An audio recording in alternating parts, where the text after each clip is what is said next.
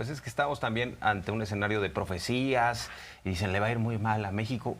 Es que es un deseo de algunos. Por eso luego suceden las profecías autocumplidas, porque dicen, ay, nos va a ir mal, saquen su dinero, corran. Pero hay que recordar lo que sucedió, por ejemplo, en el sexenio de Zedillo. Incluso les pasaron información privilegiada a los machuchones para que compraran dólares, porque sabían que se iba a caer la economía. Y algunos empujan esta idea de que ahora sí el peso se va a desplomar.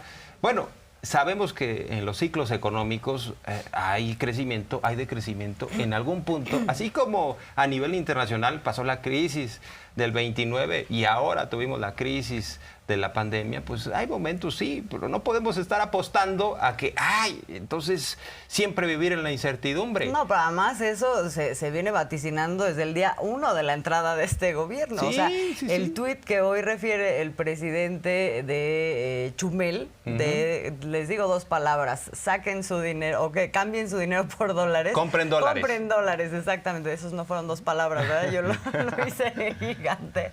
Pero bueno, la idea era esa. Pues es un tuit de cuando entró apenas este gobierno y donde ya se estaba diciendo se va a caer la economía, se va a devaluar el peso. Es una cosa que no solamente no ha sucedido, ahorita estamos en cifras récord del valor del peso. Digo, hay condiciones externas que favorecen eso, pero también hay muchas políticas económicas que se han tomado, pues que han favorecido esa condición sin lugar a dudas. Porque hay libre flotación, entonces el peso está en función de la confianza que se tiene a nivel exterior e interno de la economía mexicana. Eso no hay duda. No lo fija el tipo de cambio del gobierno, cosa que sí sucedía, por ejemplo, en los tiempos de Carlos Salinas.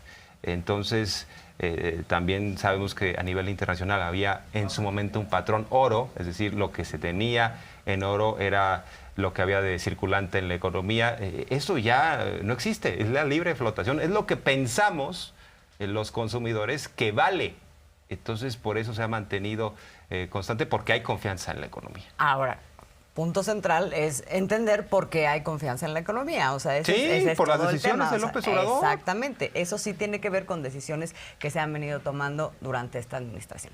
Pero bueno, hablando de esto, nuestros compañeros de Infodemia hicieron una muy buena nota sobre, y que fue retomada hoy en la conferencia matutina, sobre cómo corrió esta información, cómo fue abordado el tema de Moody's en su pronóstico de que en alguno de estos años venideros iba a haber una devaluación del 20%. ¿Cómo fue que se abordó? Vamos a ver. El pasado 20 de octubre, Moody's Analytics publicó el análisis La depreciación que se viene. Este reporte fue utilizado por varios medios de comunicación y comentaristas en redes sociales para generar una percepción de inestabilidad financiera en el país, asegurando una inminente depreciación del peso.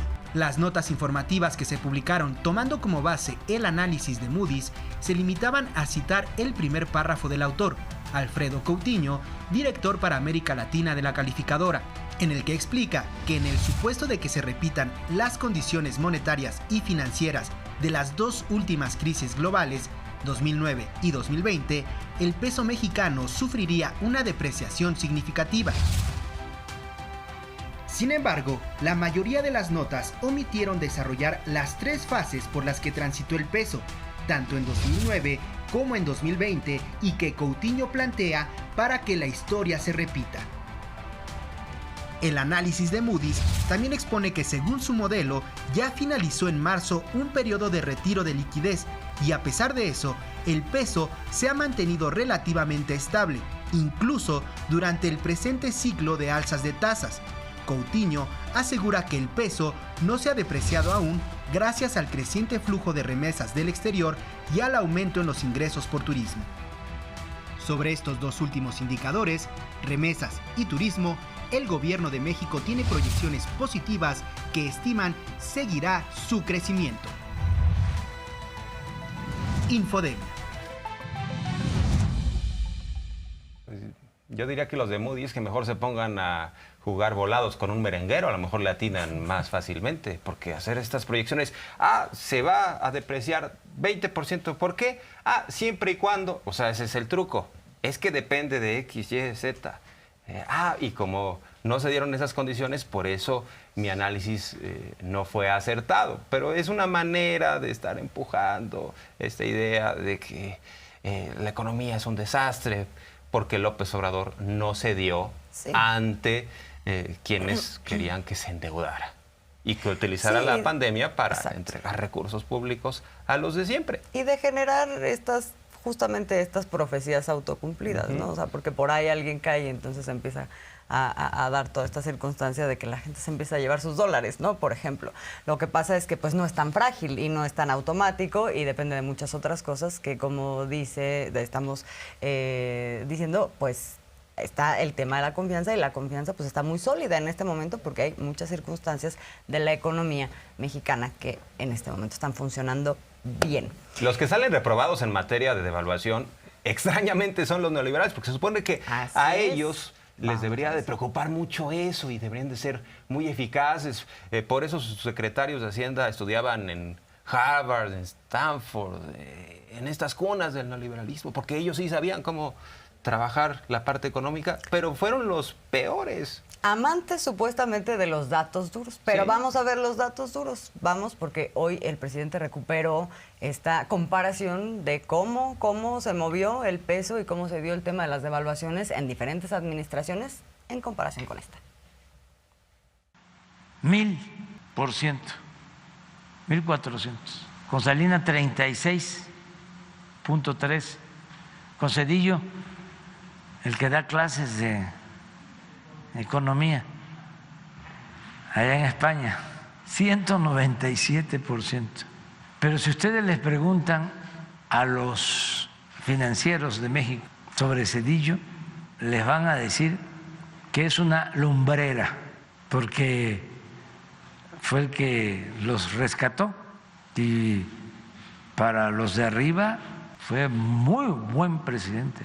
Fox 20%, Felipe Calderón 14.7%, Peña 49.5%, y nosotros se ha apreciado el peso. Esto dentro de una crisis internacional. No podemos dejar de señalar que el mundo se ha convulsionado. Veamos Europa, veamos otras regiones de América Latina, Estados Unidos. Bueno, ¿por qué salió Donald Trump de la presidencia? ¿Por qué no pudo repetir? Precisamente por la crisis. Iba bien Donald Trump en materia económica, pero la pandemia acabó con su administración. Así que, dice López Obrador, veamos el manejo de las finanzas. Vamos a escuchar.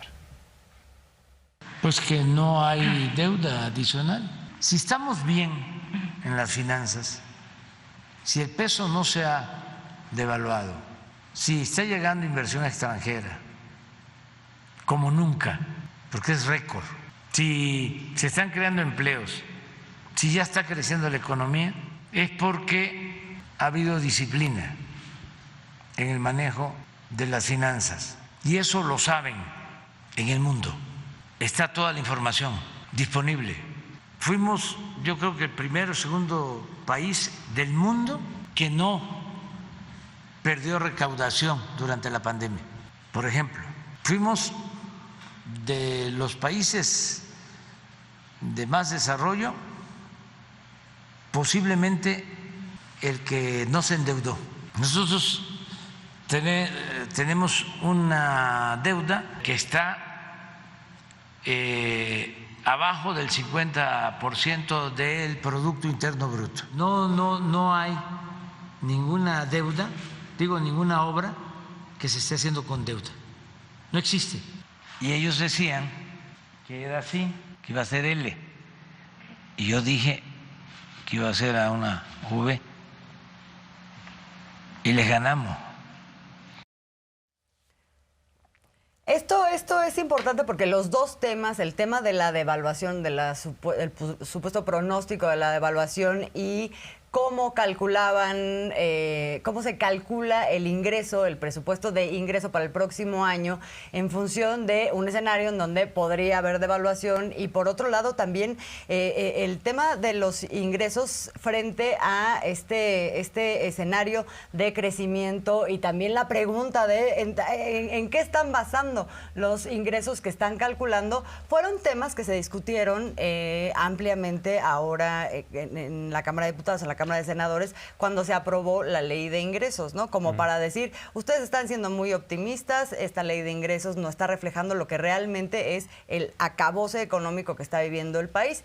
Y por eso es importante pues ver los datos duros, porque ¿qué está pasando a nivel de la moneda? ¿Qué está pasando a nivel también del endeudamiento con respecto a lo que pasó en otras administraciones? El subsecretario Gabriel Llorio decía el otro día, 93% de la deuda que se tiene en este momento pues proviene de otras administraciones, ¿no?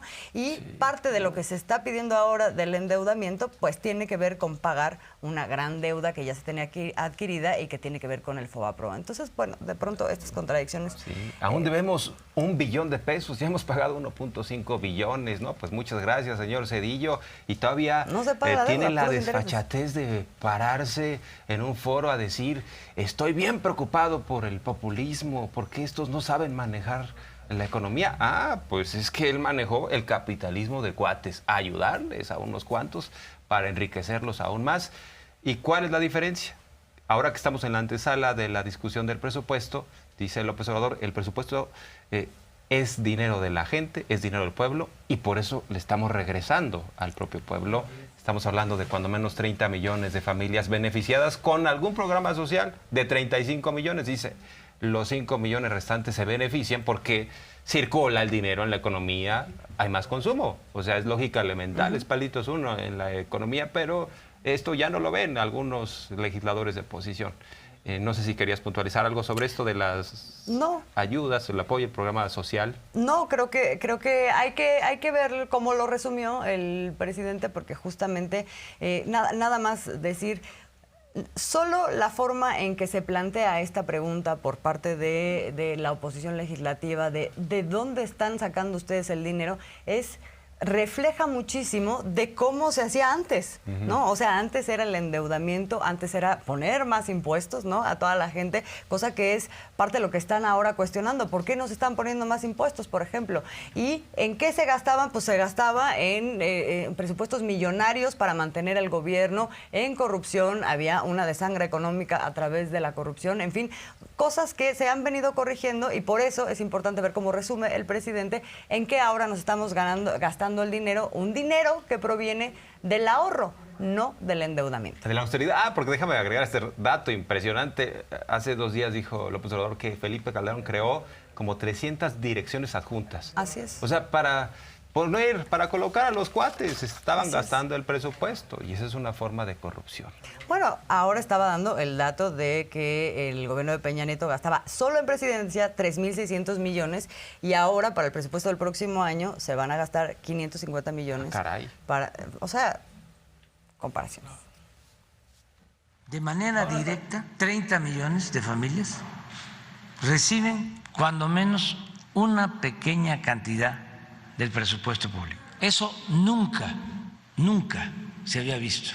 Y los 5 millones que no reciben de manera directa, estoy hablando de manera directa, los que no reciben del presupuesto de manera directa, estos 5 millones se benefician también, porque si 30 millones tienen ingresos y tienen capacidad de compra, y no solo compran lo indispensable, lo básico, si tienen para comprar otras cosas, los comerciantes, los empresarios se benefician. Tan es así que puedo decir que en esos 5 millones están empresarios y están comerciantes. Y si les mando a preguntar cómo les ha ido, la mayoría sabe que le ha ido bien.